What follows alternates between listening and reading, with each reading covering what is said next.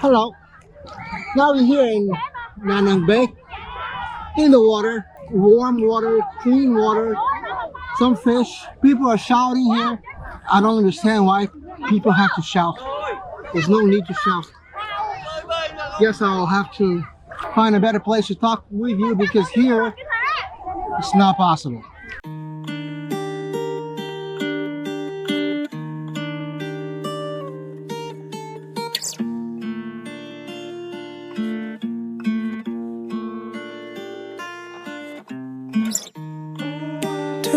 Need a bit of you. I dress looks good on you.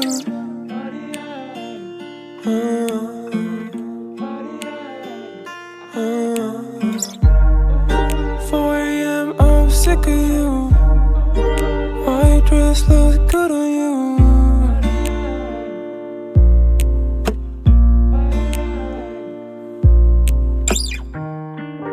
Wanna love, yeah. Wanna be familiar. Don't wanna need you. Don't wanna be familiar. Was more than friends with you. Gave you everything. Chúng tôi đang đến Hanoi, Vietnam và chúng tôi dùng teach judo. So I just said that we arrived in Vietnam and we really love the city. I'm sorry for the Vietnamese for my terrible accent and perhaps I said it all wrong, but I tried my best. So yeah, we're here for 2 days already and this city has nothing but good things. We have nothing but excellent things to talk about the city. People are amazing. The energy is vibrant. People are happy. So welcome to Hanoi, Vietnam. And Hanoi is the capital of Vietnam. It's the north of the country and it's really a great city. So let's explore together. Don't expect me to show you slums or horrors of the war. I know a lot of channels love to do this, but not me. I'm not going to show you these things because it's in respect of the people of this country that they have been treating me like, I just can't even say how well I've been treated here. So I'm not going to show you horrendous things about wars and or slums. No, I want to show you how great this city is and how great they are welcoming us. As a gay couple, this is very important to be said. As a gay couple, we are experiencing the best days ever. Welcome to Hanoi. Welcome to Vietnam. Come on, ban. This means thank you very much. Hello, welcome to Ho Chi Minh Mausoleum. As you can see, I am wearing a skirt, and this is a towel actually, because you have two shorts that goes down to your knees. However, I think this is kind of they played a joke on us because you will see, and I'll show you a lot of Vietnamese walking around here with very shorts that go above the knees. So, and guards were kind of laughing. So, costed 100,000 local currency. So that's okay. It's part of the thing, right? It's kind of a joke they played on us. It's okay. It's actually fun to wear these. But people walk past us and smile like, oh my God, look at those guys. But well, it's cool. So this is, as you can see there, this is the Ho Chi Minh Mausoleum. And this mausoleum was built, inspired in the Lenin's mausoleum in Moscow. You see, if you notice that, if you've been to Moscow or if you saw pictures about it, you can see that it's similar to Lenin's mausoleum. However, it also brings Vietnamese own architecture details. And but was controversial because because at first because Ho Chi Minh asked explicitly that he wanted to be cremated, and he wanted something very simple to preserve his memory. He didn't want any grandiose thing, he didn't want anything that was like super. However, his wishes were not granted because the government that he was way too important to be simple, to have a simple mausoleum. So yeah, so they bought this fancy mausoleum. And so this is not only a touristic place. Chinese, I'm sorry, Vietnamese kids come here to study and to see here this important place in local. And what is this place? Why is this mausoleum there? Easy. It's because this here at this place, exactly where you see here, this is where Ho Chi Minh, here, Ho Chi Minh declared in 1945 independence from France. So Vietnamese was declared an independence nation right here on this spot here. That's a very important site for the Vietnamese people, for the country, and yes, they should be proud of it. Definitely sure. So as you can see, well, yeah, this guy is running with shorts. Well, but that guy here, his shorts are above his knees. So, well, these guys here, that's fun. So, yeah, that's a beautiful place. I think it's beautiful. It's typical.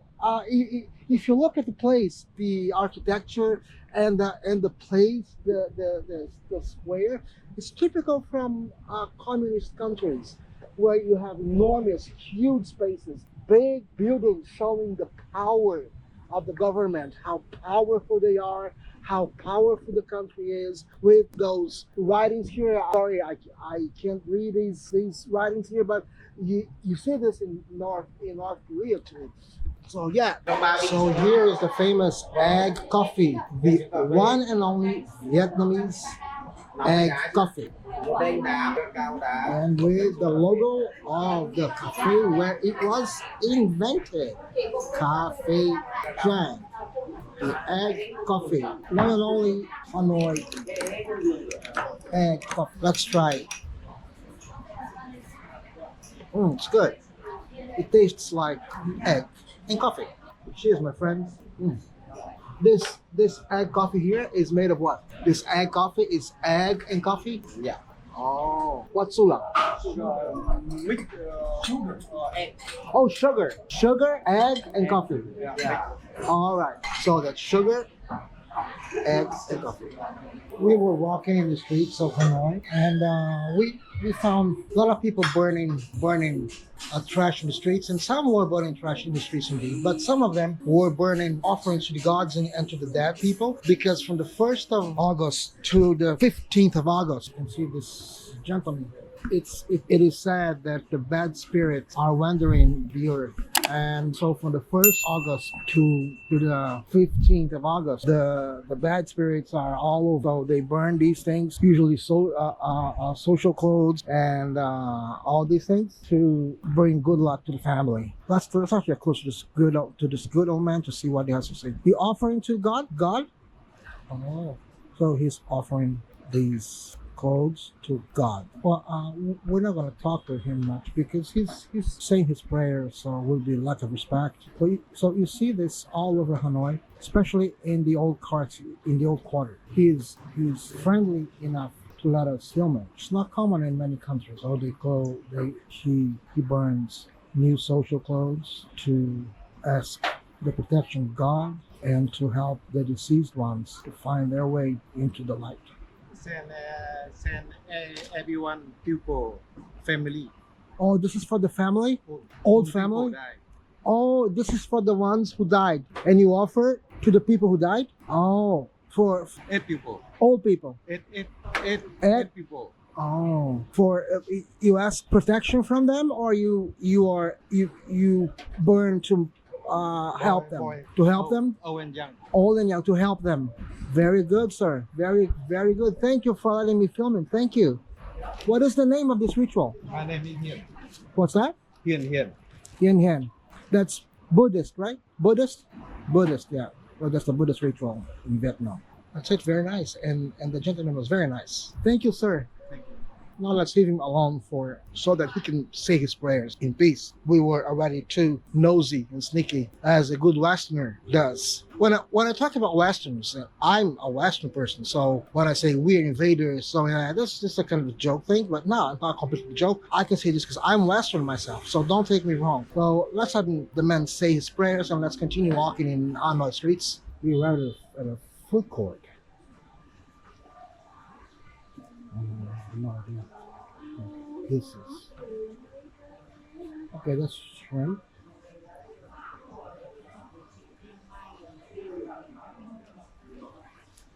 This. That's cinnamon. And more. More shrimp. And more. Whatever it is. And that's all there is to it when it comes to food. Hello, my friends. We're in the so-called Ha Long Bay. It's a famous lake near Hanoi, and we took this boat trip from Hanoi. It lasts the whole day, and it costs about 40 Canadian dollars, and it's a beautiful not a sightseeing, it's a beautiful tour. It's a day-long tour. So this is one of the most famous natural attractions in Vietnam. And what is interesting is that this area here, this called Ha Long Bay, it's known for being inhabited by thousands of years ago by people, prehistoric cultures such as the Soy, New, Kai, Biu, and live here in this area. And so this is an important site for humanity, so much so that the UNESCO elected this one of the protected areas in the world. Also, this place has a unique biodiversity. Some species that live here are endangered and almost extinct. So, for instance, the cat balangar, which is a primate species, they live here and they are really, really endangered. Hello, I think I found a better place with less shouting. There is still shouting. Here they are. I don't like this. So, I'd like to share some other legends about this place. One of them is about two lovers. They loved each other very, very much, but the gods didn't want them to be together, but they insisted, and so they turned them into rocks, which they became two little islands here, facing each other. One was the man island, and the boy island, and the other was girl island. So up to this day, if you look at them, at these small islands, they are facing each other. And when there are storms, you can hear the lovers calling each other, because they call each other for the eternity, but they can't touch. They can't be together. They can't even touch each other because they've turned into rock islands. Okay, another interesting fact that's not a legend about this place. Let me show you the place. You don't want to see my face. Another fact about this island, about this beach here, is that during the Vietnamese War, the U.S. came here, invaded Vietnam. To be more specific, the former Soviet Union helped the North with weapons and money to help them shoo the U.S. away from here. And they managed to do this.